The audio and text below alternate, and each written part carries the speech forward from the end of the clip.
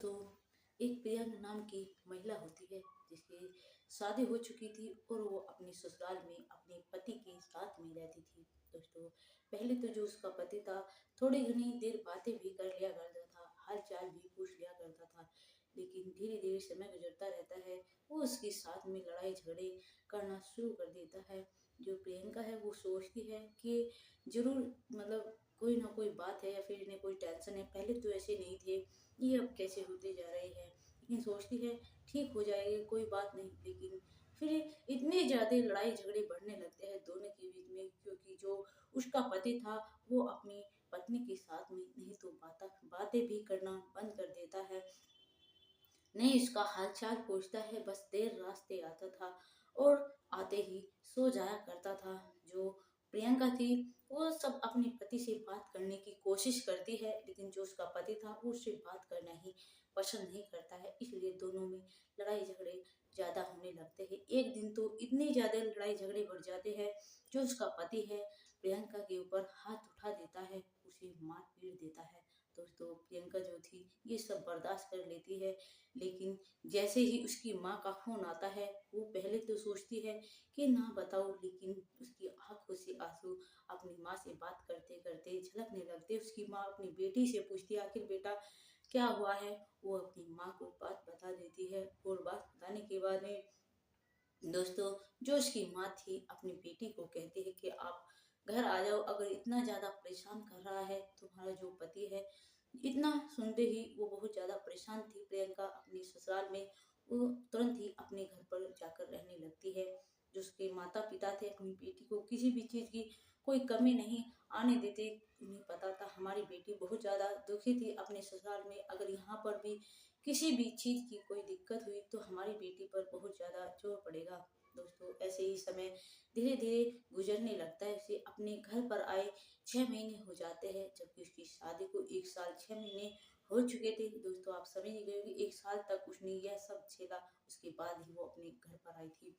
दोस्तों, फिर प्रयागराज का मेला लग रहा है। दोस्तों, सभी को पता है महाकुंभ का मेला लगा हुआ है और लाखों की भीड़ में, करोड़ों की भीड़ में स्नान करने के लिए महाकुंभ के मेले में व्यक्ति जाते हैं, कुछ महिलाएं जाती है।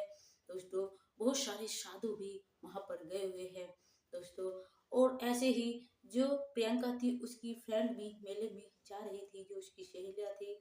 इस तरह उसका भी मन करता है कि मैं भी अपनी सहेलियों के साथ में मेला देखने के लिए जाऊं। दोस्तों, लेकिन अपनी मम्मी पापा से उसकी हिम्मत नहीं होती कहने की। लेकिन जो उसकी माँ तो माँ होती है, माँ समझ जाती है कि जो उसकी फ्रेंड है वो सभी जा रही, जरूर हमारी बेटी का भी मन होकर जाने के लिए। वो अपनी बेटी से कहती है क्या बेटी आप भी मेले में जाना चाहती हो। प्रियंका ये बात सुनकर एकदम खुश हो जाती है और कहती कि मम्मी हाँ, मेरी सभी सहेलियां जा रही है, मेरा भी मन कर रहा है जाने का। इतना सुनते ही उसकी मम्मी अपनी बेटी को कुछ पैसे देती है और कहती है अगर तुम्हारा मन है बेटा वहां पर जाने का तुम जा सकती हो। उधर जो प्रियंका है अपनी सहेलियों को कहती है कि मैं भी चल रही हूँ तुम्हारे साथ में। जो उसकी सहेलियां थी, 5-6 सहेलियां थी, सातवीं प्रियंका होती है, सब इकट्ठा होकर प्रयागराज मेले में महाकुंभ के मेले में पहुंच जाती है। जैसे ही मेले में पहुंचती है, लाखों की भीड़ में बहुत ज्यादा भीड़ थी वहां पर। सब अपने अपने देखने, कोई किसी पर इतना ध्यान नहीं देता है। इस तरह ही प्रियंका की नजर एक बाबा पर पड़ती है और उस बाबा की नजर भी प्रियंका पर पड़ती है, क्योंकि दोस्तों प्रियंका बहुत ज्यादा खूबसूरत थी। कोई देखता तो वो बाबा उसको देखता है, प्रियंका की नजर भी प्रियंका उस बाबा को देखकर मुस्कुराती है, क्योंकि वो बाबा भी हट्टा कट्टा नौजवान था। दोस्तों, प्रियंका आगे बढ़ती है, लेकिन वो बाबा भी प्रियंका के साथ में आगे बढ़ने लगता है। फिर आगे चलकर प्रियंका का हाथ पकड़ता है और कहता है क्या आप मेरे साथ चलोगी। प्रियंका मुस्कुरा देती है, आगे कुछ नहीं कहती, और बाबा अपने तंबू में ले जाता है प्रियंका को और वहां पर ले जाकर कुछ ऐसा काम कर देता है प्रियंका के साथ में कि आप सोच भी नहीं सकते। दोस्तों, उस कि आप कल्पना भी नहीं कर सकते क्या कोई बाबा बनकर किसी महिला के ऊपर इस तरह से कर सकता है। नमस्कार दोस्तों। दोस्तों, ये कहानी है कोलकाता की, जहाँ पर एक छोटा सा परिवार रहा करता था। दोस्तों, आगे बढ़ने से पहले प्लीज हमारी वीडियो को आप अंत तक जरूर देखिएगा, ताकि हमारा आगे वीडियो बनाने का हौसला बना रहे। दोस्तों, प्लीज चैनल को लाइक और सब्सक्राइब जरूर कर दीजिएगा। दोस्तों, दोस्तों, ये कहानी है कोलकाता की, जहाँ पर एक छोटा सा परिवार रहा करता था, जिसमें उस परिवार में एक माता पिता और एक बेटा और एक बेटी थी उनके, जिसका नाम प्रियंका है। प्रियंका बड़ी थी और उनका बेटा जो वो बेटा छोटा था। दोस्तों, प्रियंका स्कूल में पढ़ रही थी। जैसे धीरे धीरे बड़ी हो रही थी, जब उसकी आयु 21-22 साल हो जाती है, तो उसके माता पिता को अपनी बेटी की शादी की चिंता सताने लगती है। वो अपनी बेटी के लिए एक अच्छा सा लड़का देखना शुरू कर देते और उन्हें बहुत ही जल्द अपनी बेटी के लिए एक अच्छा लड़का मिल भी जाता है, और जो कि एक अच्छा खासा बिजनेसमैन था। इस तरह और अच्छा खासा काम था, मतलब करोड़ों का कारोबार था। प्रियंका भी बहुत ज्यादा खूबसूरत थी, इसलिए उसके माता पिता को लड़का तो पसंद आ जाता है। फिर वो लड़के को कहते हैं, लड़के का नाम आशीष होता है। आशीष को देखने के लिए कहते हैं कि आप भी हमारी बेटी को देख सकते हो। आशीष प्रियंका को देखने के लिए जाता है। प्रियंका को देखते ही आशीष आशीष को मतलब प्रियंका पसंद आ जाती है। प्रियंका को भी आशीष पसंद आ जाता है, क्योंकि आशीष भी देखने में एक अच्छा खासा लड़का था। बस थोड़ा रंग तो साला था, लेकिन वैसे ठीक ठाक दिखता था, अच्छा दिखता था और पैसे वाला भी था। इसलिए दोनों की रजामंदी हो जाती है, दोनों को एक दूसरे से पसंद आ जाते हैं। इसलिए बहुत ही जल्द दोनों की शादी करा दी जाती है। प्रियंका शादी होने के बाद अपने ससुराल में जाकर रहने लगती है। वहां पर जैसे पहली रात में जाती है, उसे हफ्ता 2 हफ्ता गुजरता है। जो उसका पति था, मतलब करोड़ों का कारोबार फैला हुआ था, वो अपनी पत्नी को ज्यादा टाइम नहीं दे पा रहा था। इसलिए जो उसकी पत्नी है, अपनी पत्नी अपने पति को कहती है कि देखो, हमारी नई नई शादी हुई है, लोग मतलब कहीं कहीं घूमने के लिए जाते हैं, हनीमून मनाने के लिए जाते हैं, लेकिन मैं तुम्हें ये भी सब नहीं कह रही, बस इतना कह रही कि मुझे भी तो थोड़ा बहुत टाइम दो दिया करो।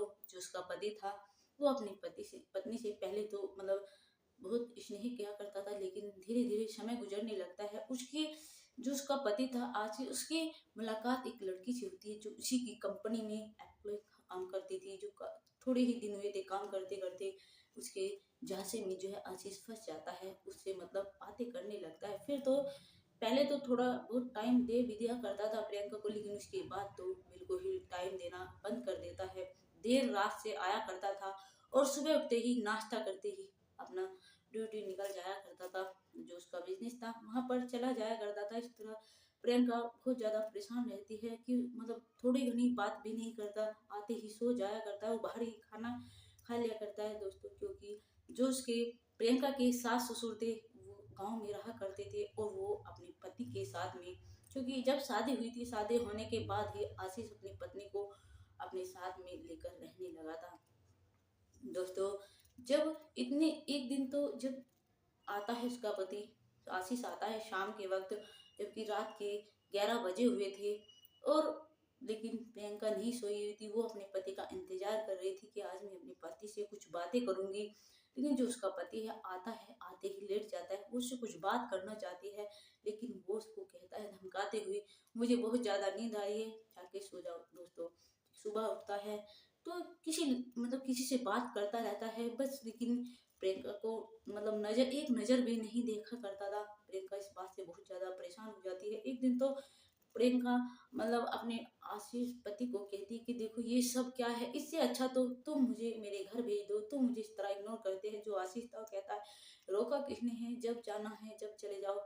लेकिन जो इस बात से प्रियंका को बहुत ज्यादा ठेस पहुंचती है, वो बहुत ज्यादा रोती है। वो फिर अगले दिन अपने पति को कहती है, लेकिन वो सुनता कुछ नहीं है सीधा, क्योंकि वो उस लड़की से बात कर रहा था, उसके एक जोरदार थप्पड़ मार देता है। दोस्तों, इतना ज्यादा लड़ाई झगड़ा बढ़ जाता है कि जो प्रियंका थी वो भी थोड़ा ना कुछ कहती है, लेकिन पति के आगे पत्नी कुछ भी नहीं कर सकती। दोस्तों, जो आशीष था वो दूसरी लड़की से बात करता था, इसलिए ही अपनी पत्नी की कदर नहीं करता। पत्नी इतनी ज्यादा परेशान हो जाती है। 1 साल हो जाता है उनकी शादी को। फिर प्रियंका एक सोचती है, क्यों ना मैं अपने घर चली जाऊँ, वैसे भी मेरा यहाँ पर रहने का कोई फायदा नहीं है। वो अपनी माँ को फोन लगाती है और अपनी माँ को सब कुछ सच सच बता देती है कि इस तरह से हमारी शादी को 1 साल हो गए हैं, माँ सिर्फ 2 हफ्ते तक की तो मैं बात नहीं कहती कि ये मुझे अच्छे से पेश आए, लेकिन उससे बाद में तो ये मुझसे ठीक से बातें भी नहीं करते, नहीं मेरा हालचाल पूछते रहे। रोज देर रात से आते हैं और आते ही सो जाते हैं। सुबह पता नहीं किससे बात करने लग जाते हैं, नाश्ता करते हुए निकल जाते हैं। एक दिन तो ऐसा हुआ, इन्होंने मुझे मार पीट भी दिया। जब इतना सुनती है उसकी माँ कि हमारी बेटी इतनी ज्यादा परेशान है, दोस्तों कोई भी माँ होगी, अगर जिसकी बेटी सुखी है तो उसके माता पिता भी सुखी होंगे। वो उधर सुनती है और अपने घर पर निकल जाती है, क्योंकि इसके माता पिता ने कहा था बेटी तुम सिर्फ स्टेशन तक आ जाओ, आगे तक हम आ जाएंगे। उसके माता पिता वहां पर आ जाते हैं और अपनी बेटी को लेकर चले जाते हैं।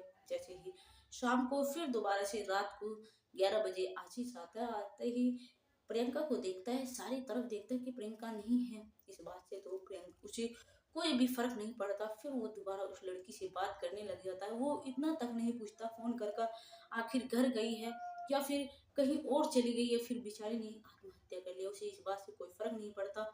इधर प्रियंका अपने घर पहुंच जाती है, अपने माता पिता के घर, और वहां पर जाकर रहने लगती है। दोस्तों वो काफी उदास रहा करती थी। उसके माता पिता सोचते थे कि हमारी बेटी को कभी भी कोई कमी ना हो, लेकिन जो उसका भाई था अपनी बहन के साथ में हंसी मजाक किया करता था, इस तरह ताकि वो अपना गम हो जाए। फिर जो प्रियंका थी, कुछ समय गुजरता है, अपने घर पर रहते रहते उसे 6 महीने हो जाते हैं। 6 महीने के बाद ही उसे मेले में जा रही थी उसकी कुछ सहेलियां। दोस्तों जो एक मेला लगा हुआ है प्रयागराज में, महाकुंभ का मेला, लाखों की संख्या में लोग जाते हैं स्नान करने के लिए, मेला देखने के लिए।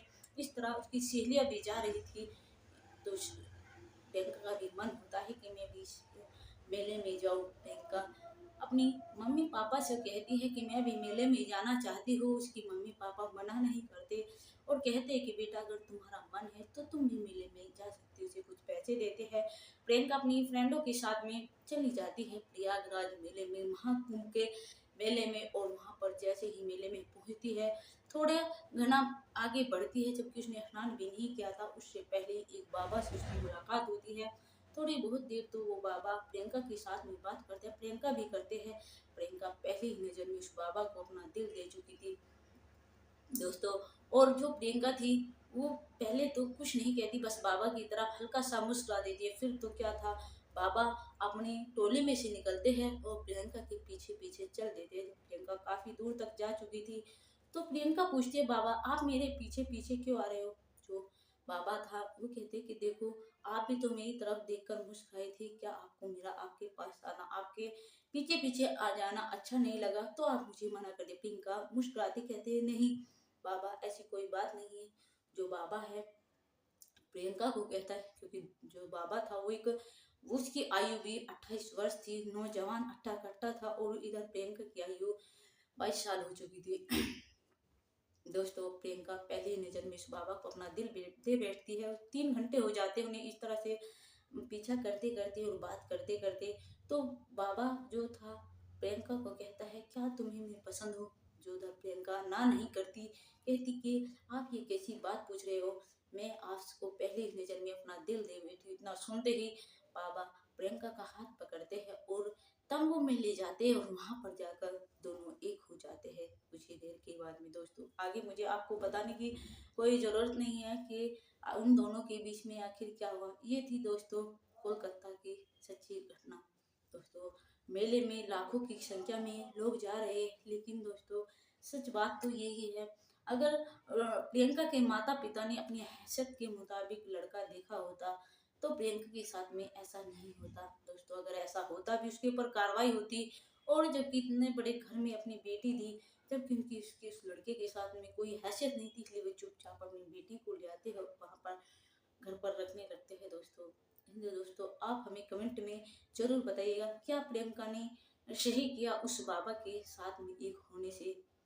अगर हमारी ये कहानी आपको अच्छी लगे तो प्लीज़ कमेंट में ज़रूर बताइएगा और चैनल को लाइक और सब्सक्राइब जरूर कर दीजिएगा। नमस्कार दोस्तों।